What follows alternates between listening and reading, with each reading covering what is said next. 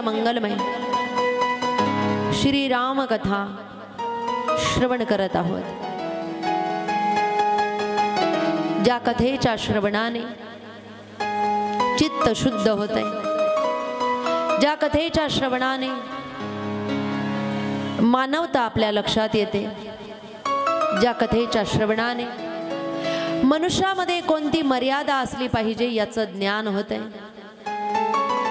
ज्या कथेच्या श्रवणाने संशय समाप्त होतो, ज्या कथेच्या श्रवणाने अंतरंगामध्ये असणाऱ्या अनेक प्रश्नांचे उत्तर मिळतात, ज्या कथेच्या श्रवणाने राम प्रभू कोण होते, कसे होते, त्यांचा स्वभाव कसा आहे, त्यांचं चरित्र कसं आहे याचं ज्ञान होतं।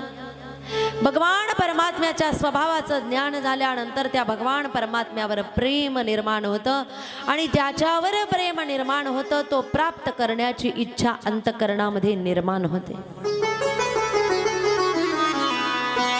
जोपर्यंत आपल्याला भगवान परमात्मा कसा आहे, कुठे आहे, कोण आहे, त्याचा स्वभाव काय कसा आहे हे समजणार नाही, तोपर्यंत त्याच्यावर आपलं प्रेम निर्माण होणार नाही, प्रेम जडणार नाही। एखादी व्यक्तीला आपण भेटलेलो नाही, त्यांचा परिचय नाही, त्यांचे चांगले किंवा वाईट गुण आपल्याला माहीत नाही, तोपर्यंत त्या व्यक्तीवर आपल्याला राग द्वेष प्रेम हे निर्माण होत नाही। जेव्हा ती व्यक्ती भेटते, त्या व्यक्तीचे दोष असतील, गुण असतील हे लक्षात येत आहेत, तेव्हा राग द्वेष प्रेम आदर स्नेह अंतःकरणामध्ये निर्माण होतो। कथेद्वारे भगवान परमात्म्याचा स्वभाव लक्षात येतो। भगवान परमात्मा किती अकारण करुणावरुणालय आहे, भक्तवांछा आहे, कल्पतरू आहे,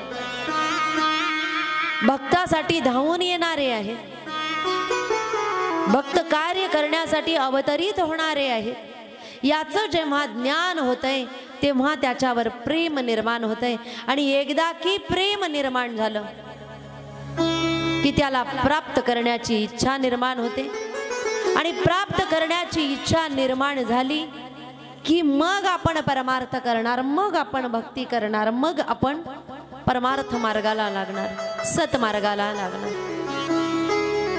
मग आपण कर्म करणार त्याची प्राप्ती होण्यासाठी। कारण कथेद्वारे त्याला जाणलं जातं, म्हणून म्हटलेलं आहे जाने बिनु होय नहीं प्रीति, जान बिनु होय नहीं प्रीति, जाने बिनु होय नहीं प्रीति, जान बिनु होय नहीं प्रीति, जाने बिनु होय नहीं प्रीति, जाने बिनु होय नहीं प्रीति, जाने बिनु होय नहीं प्रीति, जाने बिनु होय नहीं प्रीति। हे बिनु परतीते होय नहीं प्रीति, बिनु परतीते होय नहीं प्रीति, बिनु परतीते होय नहीं प्रीति, जाने बिनु होय नहीं प्रीति, जान बिनु होय नहीं प्रीति, जाने बिनु होय नहीं प्रीति, जाने बिनु होय नहीं प्रीति, जाने बिनु होय नहीं प्रीति, बिनु परतीति होय नहीं प्रीति। जोपर्यंत तो जाणला जाणार नाही तोपर्यंत होय नहीं प्रीति, बिनु परतीति होय नहीं प्रीति। त्याची प्रचिती आल्याशिवाय सुद्धा प्रेम उत्पन्न होत नाही। म्हणून सत्संग आहे, म्हणून कथा आहे, म्हणून कीर्तन आहे. सत्संगामध्ये आल्याचा फायदा असा आहे, ज्ञानाची प्राप्ती होते, संदेहाचा नाश होतो, अज्ञान दूर होतं, अंतःकरणामध्ये असलेल्या अनेक प्रश्नांचे उत्तर आपोआप मिळतात. आणि सत्संगामध्ये आल्यानंतर जितके तास आपण या ठिकाणी बसणार तितके तास आपले विचार हे भगवदीय कार्यामध्ये व्यस्त असतात. तितके तास आपण संसारापासून लांब राहतो, तितके तास आपण भगवान परमात्म्याला देत असतो आणि तितके तास आपण आपल्या अंतरातलं शुद्धीकरण करत असतो. तितके तास आपले विचार पवित्र असतात. आपलं काया वाचा मनाने आपल्याकडून भगवदीय कार्य होतं. म्हणून जीवनामध्ये सत्संग आवश्यक आहे. आणि असा सत्संग प्राप्त करत असताना भक्त कसा असावा, भक्ती कशी असावी याची उच्चतम स्थिती, पराकोटीची मर्यादा रामकथेमध्ये भरत चरित्राद्वारे सांगण्यात आलेली आहे. ज्या भरतजींचं चरित्र असं आहे की राम प्रभूंना आनंद वाटावा अशा पद्धतीने ज्यांचं जीवनामध्ये वागणं आहे, आचरण आहे. बाल्यावस्थेमध्ये जेव्हा राम प्रभू, भरतजी, लक्ष्मणजी, शत्रुघ्नजी जेव्हा खेळ खेळायचे, अयोध्येतले जेव्हा बालक त्यांच्याबरोबर खेळ खेळायचे, त्यावेळेस खेळ चालू असताना राम प्रभू जेव्हा खेळायला उभे राहत आहेत, आता राम सगळ्यांचे प्रिय होते म्हणून सगळेजण रामाच्या बाजूने उभे राहायचे. आता जर विरुद्ध पार्टी नसली तर खेळामध्ये खेळताच येत नाही. म्हणून भरतजींना वाटायचं की माझ्या रामप्रभूंना खेळायचं आहे ना, मग त्यांच्या विरोधात कोणीतरी उभं राहिलं पाहिजे. त्यांना खेळायचं आहे म्हणून त्यांच्या विरुद्ध पक्षात उभे राहायचे भरतजी. का? माझ्या रामप्रभूंना खेळायचं आहे. आणि विरोधात रामाच्या कुणीही उभं राहत नाही. आणि विरोधात उभं राहिलं की रामप्रभूंना समोरासमोर बघता येईल, त्यांच्या पक्षात उभं राहिलं की त्यांच्या मागे उभं राहावं लागेल, परंतु त्यांच्या विरुद्ध उभं राहिलं की त्यांचं दर्शन होईल. हा एक फायदा व्हायचा. हे भरतजींचं चरित्र आहे. आणि हे चरित्र कुणालाही समजलं नाही. जेव्हा भरतलालजी यांना बोलवण्यात आलं, रामप्रभूंचं वनगमन झालं आणि दशरथजी यांनी प्राण सोडले, भरत आणि शत्रुघ्न यांना कैकई देशातून आणलं गेलं. आणि जेव्हा त्यांचा रथ अयोध्येमध्ये आला, त्यावेळेस रथातून उतरल्यानंतर जेव्हा त्यांनी अयोध्या अतिशय आनंद नाही, उत्साह नाही, कुणी कुणाशी बोलत नाही, कारण राजाचा मृतदेह रासायनिक तेलामध्ये ठेवलेला होता. रामप्रभू निघून गेलेले होते. जिकडे तिकडे अतिशय दुःख, ही स्थिती बघितली. भरतजींना वाटलं की माझे दादांना तर काही झालं नाही ना, म्हणून माझे दादा तर सकुशल आहेत ना, म्हणून रामचंद्रजींना भेटायला गेले कैकईच्या राजमहालामध्ये. कारण राम नेहमी कैकईच्या राजमहालामध्ये राहत होते. बघणाऱ्यांना काय वाटलं? बघणाऱ्यांना असं वाटलं, बघा मुलगा आईच्या जवळ गेला म्हणजे दोघांचं कट कारस्थान आहे. परंतु जेव्हा भरतजींनी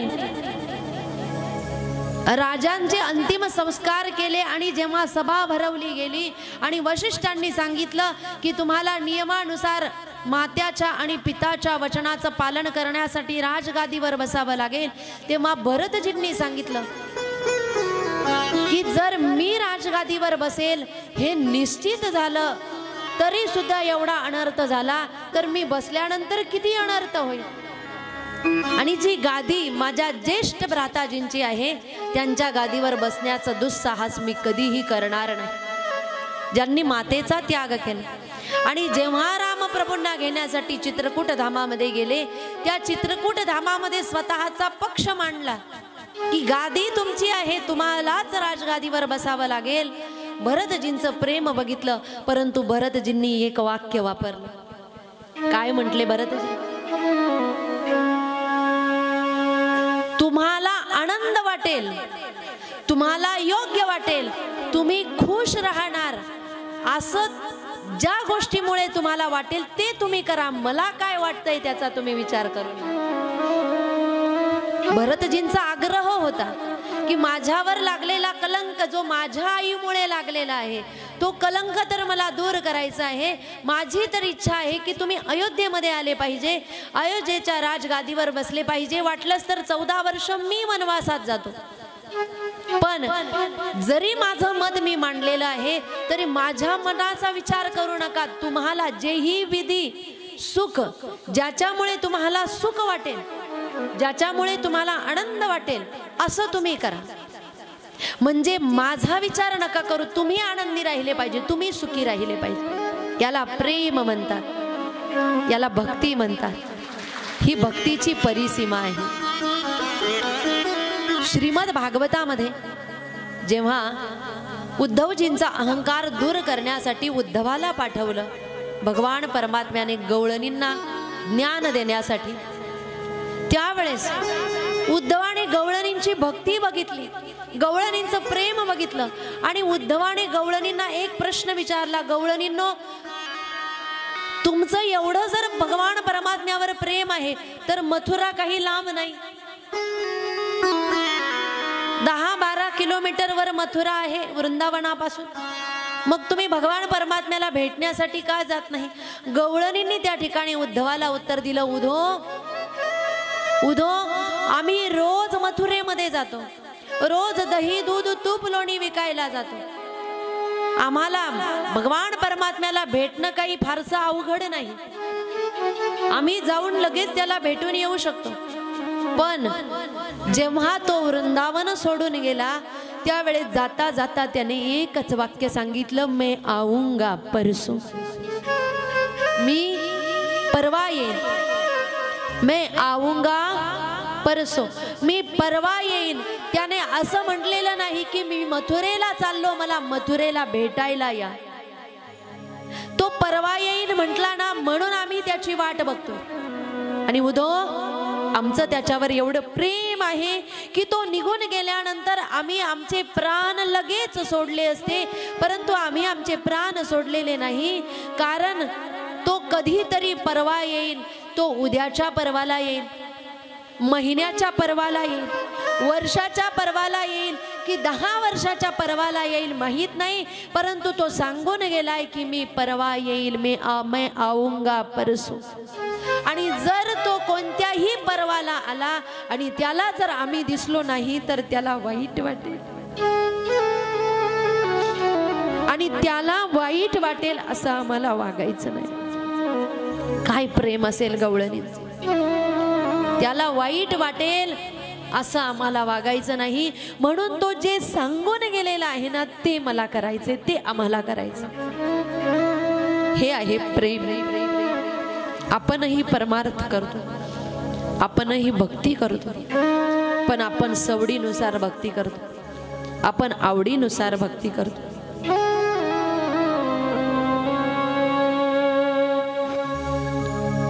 आपण भक्ती कशी केली पाहिजे?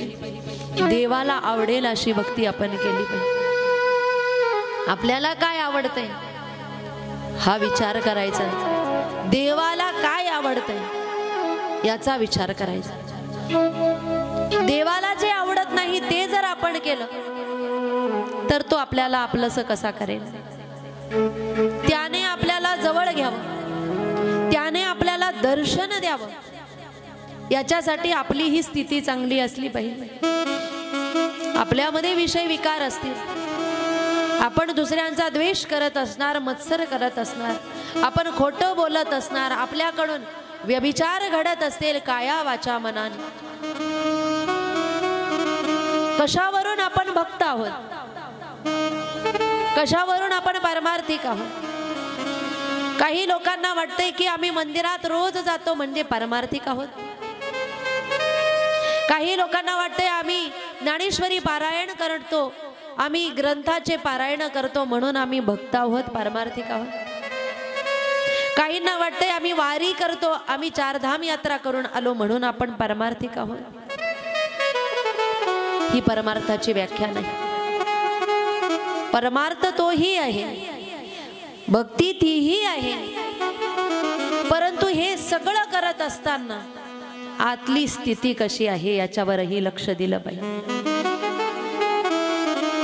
ज्या वेळेस आतली स्थिती आपण सांभाळली त्यावेळेस तो भेटेल. याच्यासाठी मन कसं असलं पाहिजे, भरतजींसारखं असलं पाहिजे. निर्मल मन जन सो मोही पावा, मोही कपट छल छिद्र न भाव. कपट छल भगवान परमात्म्याला आवडत नाही. म्हणून जितकं जास्त सहज राहता येईल, जितकं जास्त सरळ राहता येईल, जितकं निष्कपट आणि निष्कलंक राहता येईल तितका व्यक्तीने प्रयत्न केला पाहिजे. गवळणींनी काय केलं, फक्त भगवान परमात्म्याचं उठता बसता चालता बोलता चिंतन केलं, प्रेम केलं भगवंतावर. म्हणून गवळणींना भगवान परमात्मा भेटला.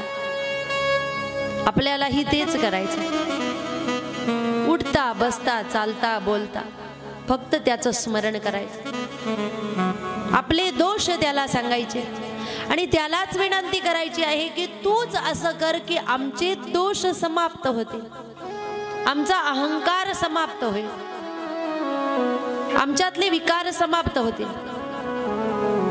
कारण त्याला अहंकार सहन होत नाही. तीळभर जरी होय अभिमान मेरू तो समान भार दे. त्याला अहंकार सहन होत नाही, त्याला सहज आणि सरळ आवडतं.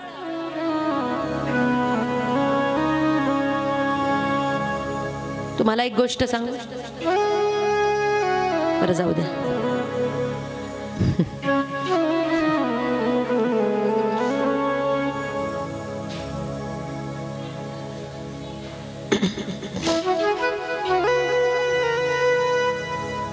गळ्यामध्ये टाकलेला हार असतो ना, हा हार जर गळ्यात असला तर आपण कुणीतरी ज्येष्ठ आहोत, श्रेष्ठ आहोत असं वाटतं.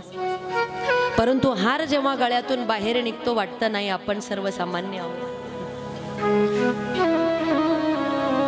आणि आपण काहीच नाही हे आपल्याला समजलं पाहिजे. आपण खूप काही आहोत असं ज्या दिवशी वाटणार त्या दिवशी आपण परमार्थातून खाली आलो. त्या दिवशी आपण आणि त्याच्या नजरेतून उतरायचं नाही.